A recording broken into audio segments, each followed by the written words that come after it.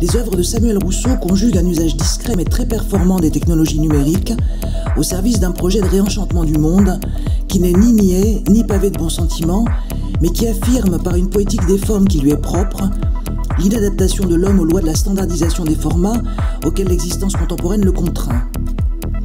Manipulant des changements d'échelle de grande ampleur, de l'objet miniature à l'architecture monumentale, l'artiste, en sculpteur, récupère, détourne ou invente des dispositifs dans lesquels les images animées de micro-mouvements en boucle apparaissent d'abord sous une forme énigmatique, puis dégagent petit à petit des univers imaginaires impressionnants. Dans la trame de l'image vidéo ou dans les infractuosités des objets et textures du monde réel, viennent s'immiscer des motifs inattendus qui dérangent la perception et inquiètent le bon sens. Une poétique non dénuée d'humour se dégage des objets rectifiés, entraînant avec elle le plaisir de la sensation et la suspension du jugement.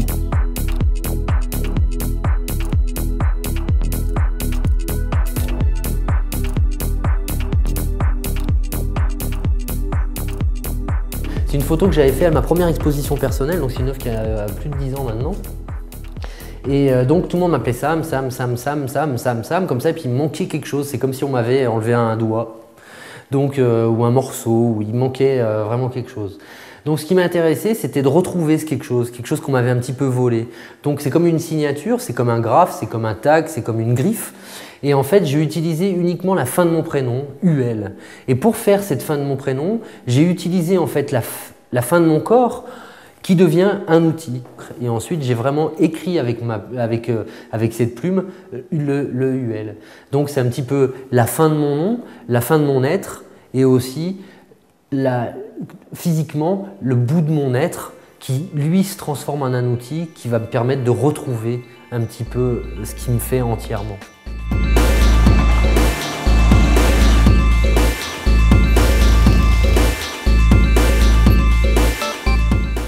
On a un peu cette image d'Épinal de l'artiste complètement décalé de la société, qui se lève à midi, qui fume 4 pétards, qui boit 15 cafés, qui se met au boulot vers 18 h et puis qui à 21 h 30 va faire la fête avec ses potes. Ces gens-là, ils sont encore RMI. Hein. Ça marche pas, je veux dire, il y a un moment, il faut...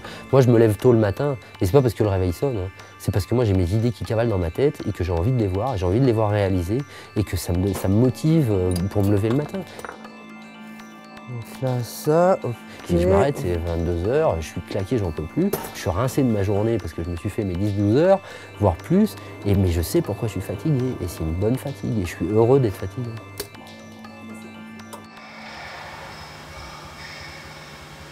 C'est une pièce qui est très importante dans mon travail. C'est vraiment le début, la genèse de beaucoup de choses qui vont suivre après dans le reste de l'exposition. C'est l'éternel recommencement. C'est aussi qu'est-ce qu'on construit pour nous-mêmes. Qu'est-ce qui se passerait si demain je fais plus que 10 cm de haut. Ou alors pour le géant, qu'est-ce qui se passe demain si je fais 40 mètres de haut. Mais en restant dans le même environnement. Alors ça parle vraiment aussi, bien évidemment, de Lewis Carroll, d'Alice au Pays des Merveilles, de l'imaginaire qui aussi rencontre le réel.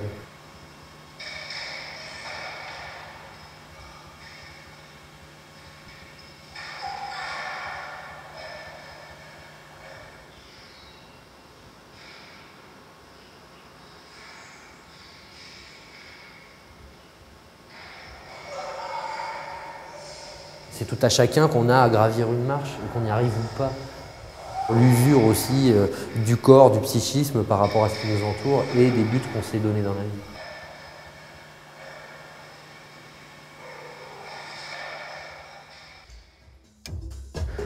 Aujourd'hui, je vis de mon travail, mais j'ai été RMiste pendant 8 ans. Et vivre du RMI, c'est pas évident, surtout que moi, j'avais un enfant à charge. Le Résultat, c'est un squat que j'ai ouvert avec une autre personne en septembre 1995 et j'ai habité 11 ans dedans. Toi, quand tu es RMiste et en même temps tu représentes une ville, c'est super troublant quand même. Tu vois. Tu vis pas de ton travail, tu dépends de l'instance sociale et en même temps on t'envoie à l'autre bout du monde représenter. Et ta ville et ton pays. Donc il y a une espèce de contradiction qui se fait là, qui est assez étrange. Donc c'est ça, t'es jamais à ta place. Et forcément ça se retranscrit dans mon travail. Fais gaffe, parce que là ça va envoyer.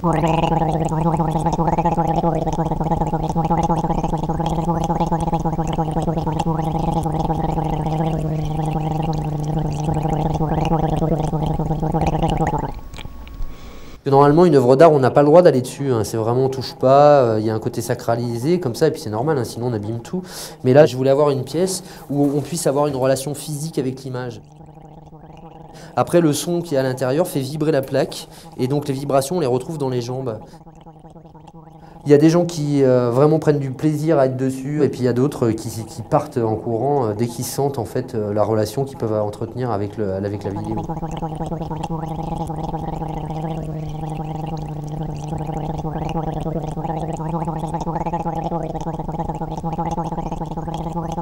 Ce que j'aime dans les propositions que je peux faire dans l'espace public plutôt que la rue, parce que c'est encore plus vaste que ça, c'est le rapport que je peux entretenir directement avec le public. C'est une certaine démarche d'aller dans un musée. Là, c'est moi qui vais littéralement à la rencontre des gens, et ça, c'est vachement intéressant. Je me suis inspiré des grands taureaux noirs qui sont à l'origine une pub pour un vin cuit espagnol. J'ai pris un homme, je l'ai mis à quatre pattes comme ça, à l'affût, comme s'il était en train de chercher quelque chose. En même temps, il se planquait un peu, comme ça, il n'est pas super à l'aise. Et en toute illégalité, avec une bande d'amis, on était allé le poser sur la butte de Saint-Onès, à côté de Montpellier, au commencement du pays des traditions taurines. Si moi j'ai envie personnellement d'exposer, j'expose. Peu importe le lieu, ce qui importe c'est le public. Donc ça peut être dans la rue, ça peut être dans une friche industrielle, ça peut être dans un vieux hangar pourri ou dans un musée tout neuf, peu importe.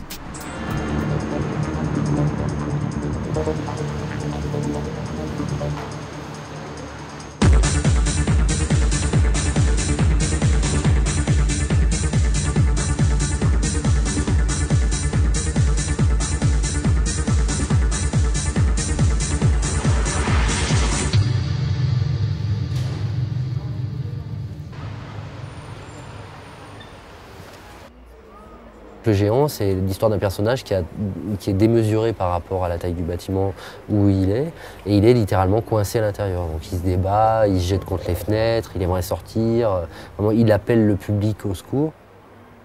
J'utilise une façade entière de bâtiment sur lequel je fais une multi-vidéo-projection qui compose une seule et même image.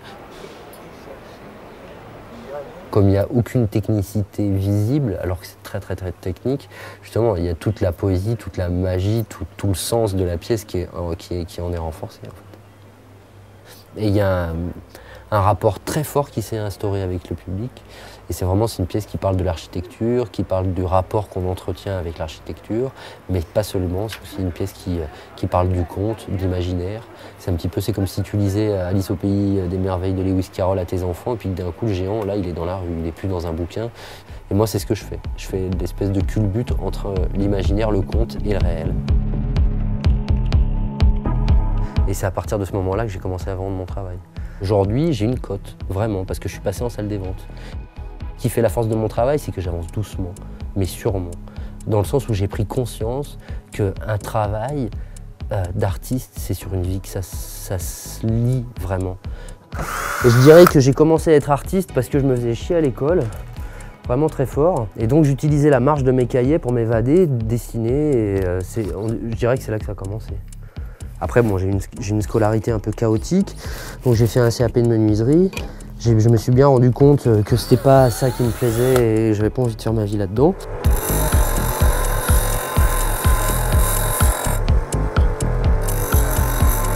À l'école de Grenoble, j'ai été pris avec une dérogation parce que normalement il faut le bac. Et donc là, j'ai fait 5 ans d'études et puis j'ai eu le DNSEP à la fin de ces 5 ans d'études. Les beaux-arts m'ont permis une sorte d'éveil en fait. Et donc moi, qui faisait de la peinture, j'ai découvert la vidéo.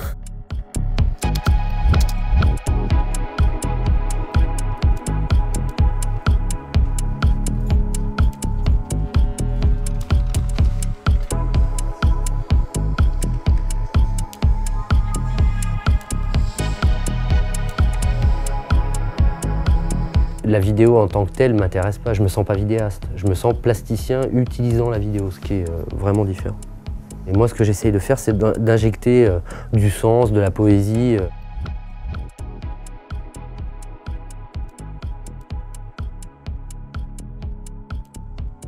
J'accepte le poète qui est en moi. Ce qu'on me disait, t'es un poète, je prenais presque ça comme une insulte avant. Et aujourd'hui, ça va beaucoup mieux.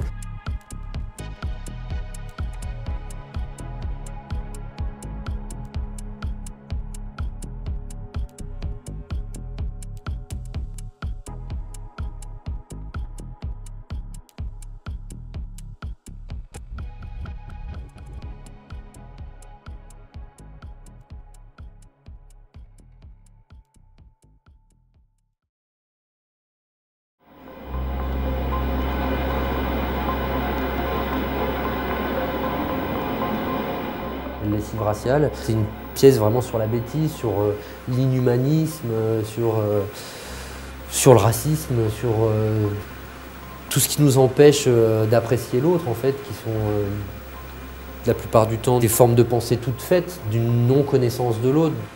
Alors ça lave pas plus blanc, parce que l'idée c'est pas d'être plus blanc, ou plus noir, ou plus jaune, ou plus rouge. Mais là ce que j'ai voulu faire, c'est vraiment l'effacement d'un visage par un autre. Quand je mets au point les choses, ce qui m'intéresse, c'est d'avoir une économie de moyens. C'est-à-dire là, on a techniquement, qu'est-ce qu'il y a? Il y a un moniteur et un lecteur DVD. C'est pas monstrueux technologiquement parlant. C'est comment, avec un minimum de moyens, un minimum d'argent, un minimum de matériel, arriver à extraire du sens. Dans ma famille, tu as des artistes et des inventeurs. Moi, je suis un petit peu la synthèse des deux. Ce qui fait partie aussi de la magie du travail, d'aller toujours en avant, c'est de devancer justement la technologie. Un tapissier, quand il va venir te mettre le papier peint, lui, il va utiliser un cutter pour découper ses accidents. Et moi, je vais utiliser ma souris pour découper mes accidents. J'ai fabriqué des laits, hein, j'ai un stock d'images, je mets mes vidéoprojecteurs, j'ai un bureau, mes ordinateurs, et ensuite, je viens juste à poser sur mon mur mes images, et je découpe mes images en fonction du mur. Donc l'idée, c'est qu'on puisse changer littéralement l'ambiance de chez soi avec la télécommande. Et le pied, ça serait d'utiliser vraiment du tissu vidéo. C'est-à-dire qu'un jour, je suis sûr que tout le monde aura du papier peint vidéo à la maison. Sauf que moi, je l'aurais fait quelques dizaines d'années avant. C'est pas parce que la technique n'est pas prête que j'ai pas envie de faire les propositions que je fais. Dès qu'on invente des outils qui offrent une possibilité d'imaginaire, de création, les artistes s'en emparent.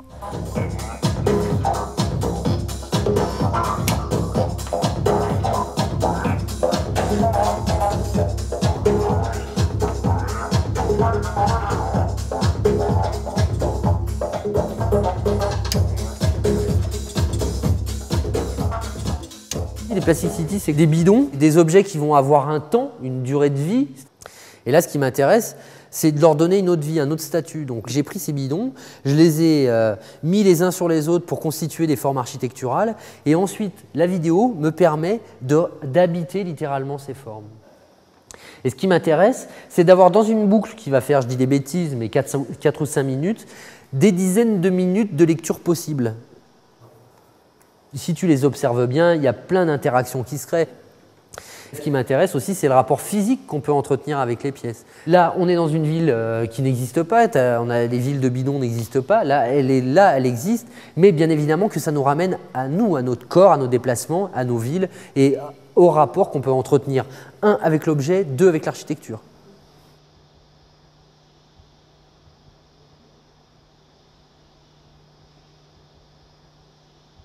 Mais Plastic City, c'est aussi un clin d'œil à la musique techno, parce que c'est un morceau de Richie Wantin qui s'appelait Plastic Man, en fait, qui est très répétitif. C'est une espèce de boucle comme ça. Et donc j'ai repris à moi, en modifiant un petit peu l'orthographe du mot, ce titre-là.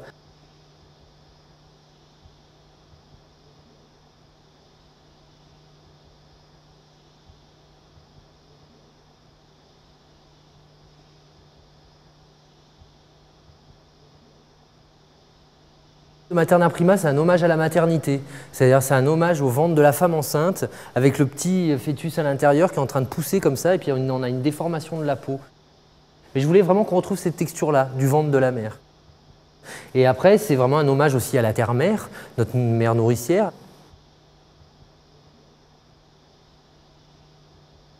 Tu as d'un côté quelque chose de très maternel, très doux, très rassurant, qui s'étend, qui revient sur elle-même, qui ramène comme ça une espèce de douceur, vraiment un rapport presque intime en fait à la planète.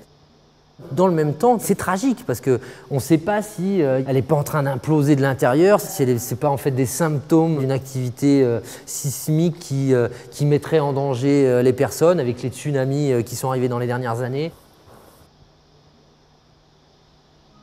Une œuvre d'art, elle se lie avec ce que vous êtes fondamentalement, c'est-à-dire votre culture, votre être, même ça va même jusque si vous êtes bien réveillé le matin ou pas. Ça joue sur la perception qu'on peut avoir des choses et donc de l'art.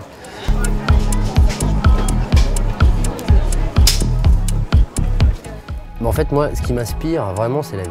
C'est-à-dire, c'est de vivre, c'est mon quotidien, c'est des choses anodines, mais aussi les expositions, aussi la culture au sens général, le cinéma, la musique, j'aime l'architecture. Quand tu es artiste, c'est ça, tu respires le monde et tu es à la recherche d'inspiration, à la recherche d'idées, à la recherche de choses. Et elles peuvent te tomber dessus, mais n'importe quand, n'importe comment. Il peut y avoir 2 ans de processus intellectuel derrière pour affiner les choses, pour vraiment aller à l'essentiel. C'est des choses qui sont de l'ordre de l'universel et donc qui ont à faire avec tout à chacun. Et ça, c'est quelque chose auquel je tiens énormément.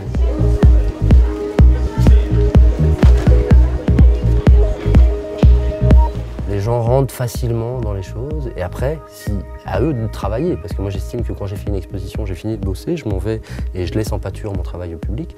Et c'est à lui de faire l'effort, s'il a envie, vraiment de faire une recherche plus approfondie dans ce que je peux proposer. L'Académie, ça raconte l'histoire et la vision qu'on peut avoir du monde. Alors quand on regarde ça, comme ça, on se dit, tiens, mais qu'est-ce que c'est? On dirait des planètes, on dirait le cosmos. Mais en fait, pas du tout. Ça, c'est des tomes des Cévennes shootés avec un appareil photo et ensuite agrandis. Et en fait, ça raconte, ouvre tes yeux, regarde, il y a des choses en face de toi, assez peu de gens reconnaissent le fromage. Et pourtant, il n'y a pas de bidouille. Là, ce qui m'intéresse, comme ça, c'est de prendre quelque chose que tout à chacun a devant les yeux et d'un coup d'en faire quelque chose de complètement différent, qui est presque de l'ordre du merveilleux. Mais c'est ce que raconte en général mon travail, c'est-à-dire je prends un tas de bidons, je prends un tapis, je prends une vieille branche morte, je prends un tas de pneus, c'est des choses désuètes comme ça, des choses qui sont pas belles, des choses qui nous apportent pas grand-chose, et puis d'un coup je les modifie, je leur apporte un autre sens, et ce qui est intéressant c'est toi, public, qu'est-ce que tu vas te réinventer avec, et ensuite comment tu vas réinventer le rapport que tu peux avoir avec le monde.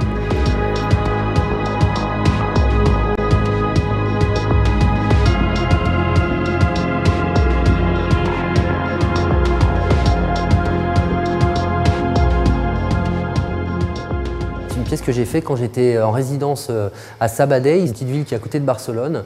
Je me suis aperçu que mes voisins en fait, avaient une énorme consommation d'eau minérale. Donc on se retrouvait avec des poubelles remplies de ces jerrycans. Et donc, comme mon travail est vraiment lié aussi à l'idée de l'enfermement, là ce que j'ai décidé c'était de coincer un corps à l'intérieur de ces bouteilles.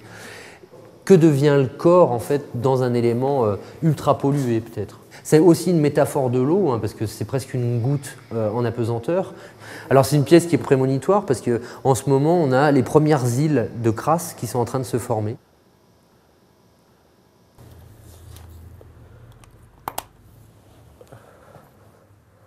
C'est un ensemble de choses qui inspire Trafic. C'est l'objet palette, et bien évidemment, parce qu'il est super connoté. Il peut être porteur de sens que j'ai envie d'insuffler dans mon travail.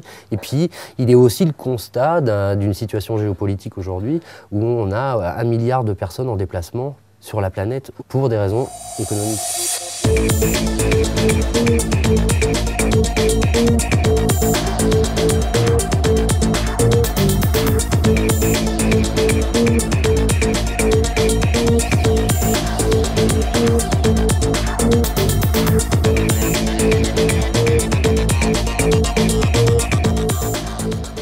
Donc là, ce qui m'a intéressé dans les jardins nomades, c'était de parler justement du nomadisme et de 2 sortes de nomadisme. C'est un tapis que j'ai acheté en Anatolie, qui est fabriqué vraiment par des nomades. Donc ces gens-là vont d'une prairie à une autre pour faire paître leurs moutons, ensuite récupérer la naine, fabriquer des tapis et les vendre et vivre de leur travail et donc de leur nomadisme. Sur ces tapis, on a des petits personnages. C'est des personnages qui appartiennent à un gros groupe d'investissement américain qui sont, pour moi, les néo-nomades. Et donc, c'est des gens qui vont aller, comme les bergers de pâturage en pâturage, eux, ils vont aller de contrat en contrat pour subsister et vivre de ça. Donc, on retrouve une forme de nomadisme très, très contemporaine. Pourquoi je les ai fait se rencontrer, là, par exemple, et se parler? Parce que je ne voulais pas qu'ils soient seuls, perdus dans un monde comme ça, gargantueux.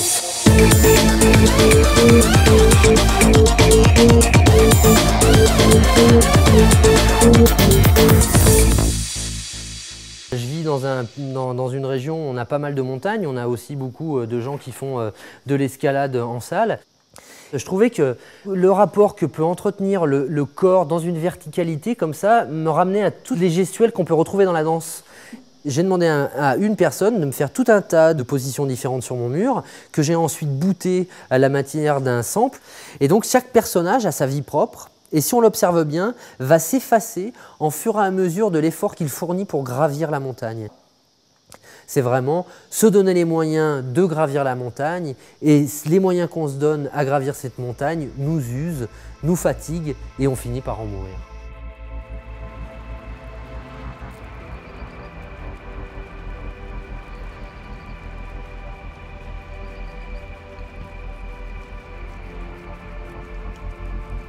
Monsieur Samuel Gross. Comment allez-vous? Comment va-t-il?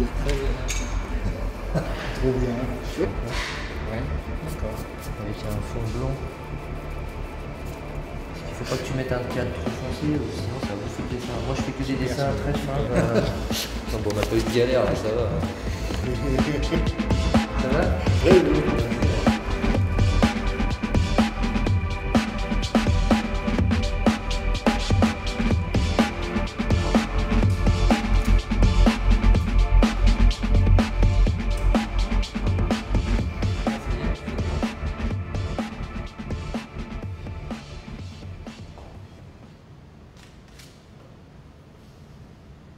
Ça faisait longtemps que je voulais travailler avec l'ombre et l'au-delà en fait, c'est-à-dire le réel, ce qui est là, et le virtuel, ce qui est derrière.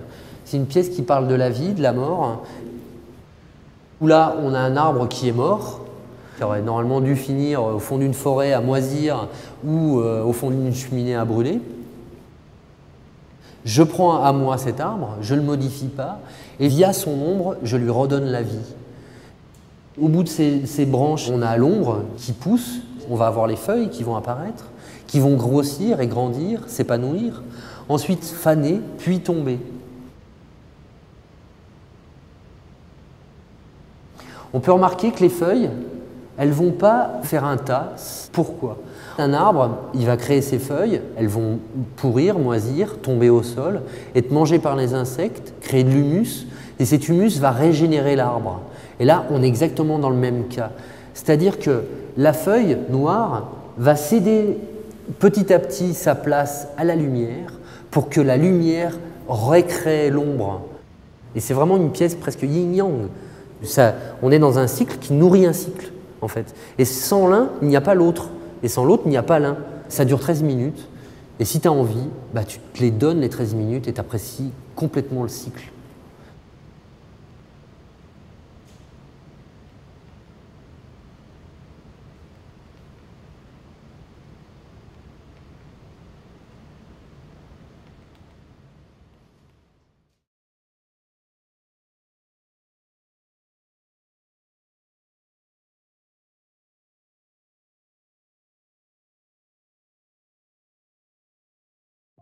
Et les gens qui m'ont donné vraiment envie de faire de la vidéo, c'est Bill Viola, Tony Housler.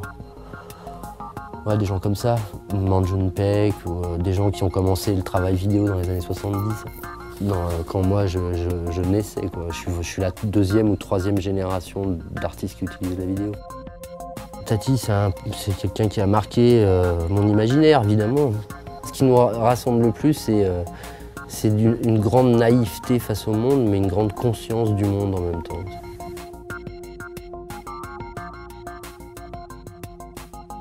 Quand je dis que je ne suis pas écolo, pas vraiment en même temps, parce que c'est aussi une pièce qui parle de la consommation, de la surconsommation, une espèce de spirale comme ça, infernale, qui nous entraîne. Donc ce que j'ai voulu faire, c'est vraiment un vortex de voiture. Et elle devient presque des formes, presque de la peinture. J'ai utilisé des pneus usagés. J'ai inventé par exemple la matière qui sert à recueillir l'image. Et là on peut voir donc que c'est de la silice. C'est la silice qu'on retrouve dans toutes les signalétiques urbaines, c'est-à-dire bande passante, lignes, etc.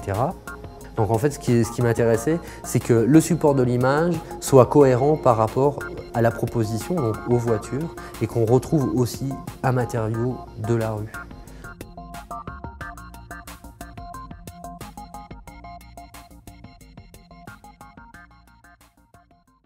Les sphères géopolitiques, ça part du constat que le monde s'est rétréci. De Paris, c'est plus facile d'aller à Lyon, par exemple, que d'aller dans la banlieue parisienne. Là, tu as différentes mégapoles qui sont dans le monde que j'ai rassemblées dans un espèce de conglomérat qui est presque de l'ordre du vivant. En fait, j'ai volé des images Google Earth que j'ai ensuite nettoyées, c'est-à-dire j'ai enlevé tous les personnages qu'il y avait à l'intérieur et ensuite j'ai réanimé chaque ville. C'est-à-dire qu'on peut voir des voitures, quand on fait un petit peu attention, se déplacer à l'intérieur des sphères parce que je voulais quelque chose de vivant. Vraiment qu'on soit presque posé sur un nuage et qu'on soit en train d'observer des villes vues de dessus. C'est une vision poétique et aussi géopolitique et aussi économique du monde. C'est-à-dire que quelles sont les interactions que les villes vont avoir les unes par rapport aux autres. C'est-à-dire que je fais un truc à New York, ça va agir sur Paris et ça va finir par agir sur Berlin. Ça fonctionne à la manière d'un engrenage. On est vraiment dans ce rapport-là aujourd'hui, dans les déplacements et dans les rapports qu'on peut entretenir les humains les uns par rapport aux autres. Chemical House, ce qui m'intéresse là-dedans, c'est le rapport qu'on peut entretenir avec la pharmacopée. Donc je me suis amusé à évider des blisters, les mettre sur des écrans et à habiter les blisters par des petits personnages.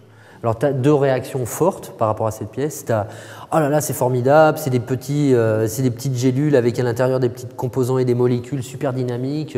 Une fois qu'on les aura gobés, ils vont aller à l'intérieur de nos corps et puis vont nous soigner vite fait, ça va être formidable, ils sont très efficaces. » Et tu as un deuxième rapport à cette pièce qui est « oh là là, c'est abominable, ils sont coincés à l'intérieur, ils tournent sur eux-mêmes, ils sont fous, ils sont hystériques. »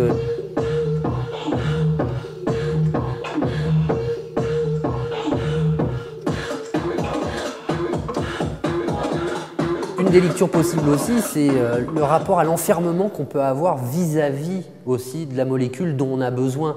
C'est-à-dire, j'ai besoin de dormir, je vais prendre un somnifère. J'ai besoin d'être réveillé, je prends des amphétamines. On est enfermé dans un cycle infernal.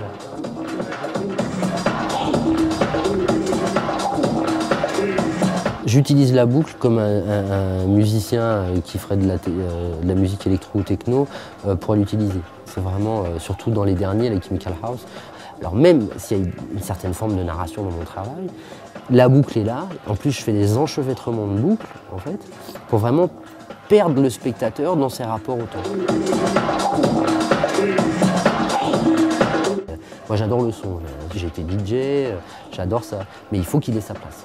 Et il ne faut pas qu'il soit uniquement pour apporter du spectacle à la pièce. C'est une des rares pièces sonores qu'il y a dans mon travail. Et là, le son, en fait, est au service de l'image parce qu'en fait, il nourrit la spatialisation qu'on peut avoir avec l'image en mouvement. Alors, on peut remarquer que dans l'espace, on a 8 enceintes qui sont distribuées. Et dans ces 8 enceintes, on a du son, on a des sons différents qui sont diffusés. Alors, l'histoire de cette pièce, c'est d'abord l'histoire d'une fête chez moi, où une cinquantaine de personnes sont venues, on a bu, dansé, ri, parlé. Et à chacun de mes invités, je lui ai demandé de me faire des bisous. Donc tous ces bisous sont mes amis, mais en fait, c'est pas très personnel, mais si c'est mes amis, c'est parce que j'avais envie que ce soit les amis de mon public. Donc on a une multitude de bisous complètement explosés dans l'espace, qu'on retrouve sur le mur, mais qu'on peut aussi retrouver sur soi, parce que par exemple, on va avoir des bisous qui vont venir se poser sur moi, comme ça. Parce que la pièce, en fait, ce que j'avais envie, c'est aussi par rapport à la vidéo, c'était d'éclater l'image vidéo. C'est-à-dire que si on regarde un petit peu comment est fait l'installation, grâce à un jeu de miroir, en fait, ces tout petits morceaux de l'image sont redistribués dans l'espace. Donc, c'est absolument pas une vision habituelle qu'on peut avoir avec l'image en mouvement, ou le film, ou la vidéo.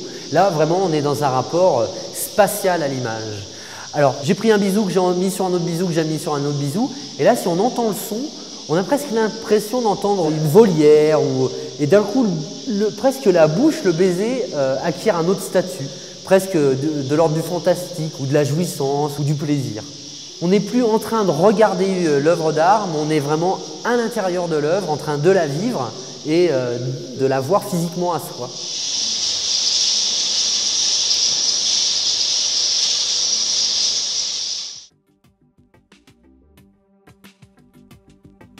Cette pièce, elle est postérieure au 11 septembre et je l'ai montrée à New York.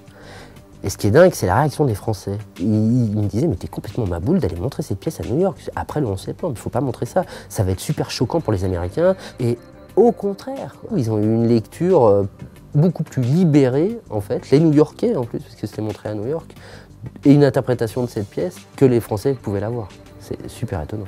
Et c'était pas du tout négatif. Pour moi, New York est vraiment la capitale du monde dans le sens où on n'est pas vraiment aux États-Unis, on est dans une espèce de... Ouais, d'un enchevêtrement de culture comme ça, et c'est extraordinaire de passer de la Chine à l'Italie en traversant une rue.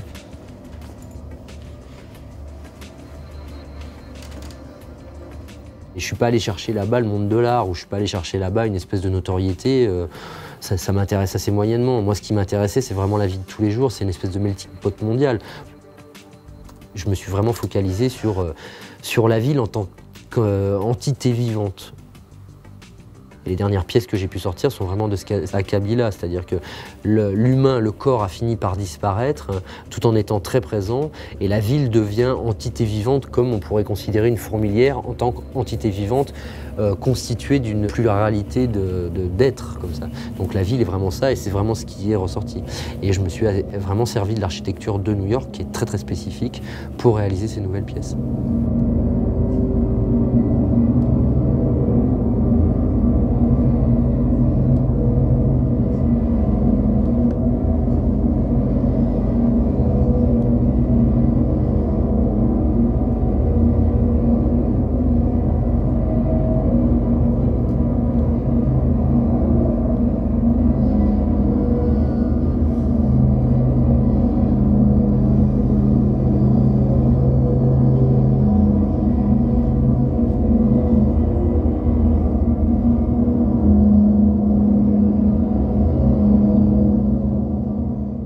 On voit bien comment, finalement, à travers la vidéo, à travers les objets, Samuel Rousseau arrive à créer tout un univers qui mêle à la fois l'humour, la poésie, et puis aussi des préoccupations plus profondes sur la condition humaine, sur le travail de l'artiste, et puis aussi sur sa vision du monde et sa relation aux autres.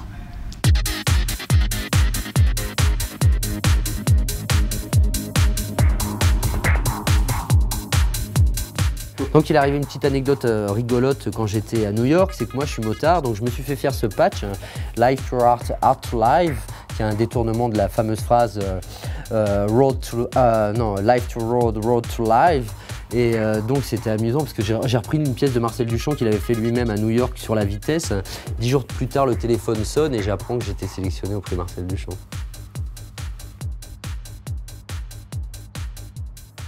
Moi, ce qui me ferait plaisir dans l'avenir, c'est que ça continue, c'est-à-dire continuer à éveiller le monde. Moi, ce qui m'intéresse quand je fais de l'art et quand je fais des expositions et que je donne aux gens, c'est que c'est vraiment un cadeau. Mon premier salaire, c'est les étoiles dans les yeux des gens. C'est de se dire, je fais pas les choses pour rien. Je l'ai fait, c'est ma proposition et elle trouve un écho.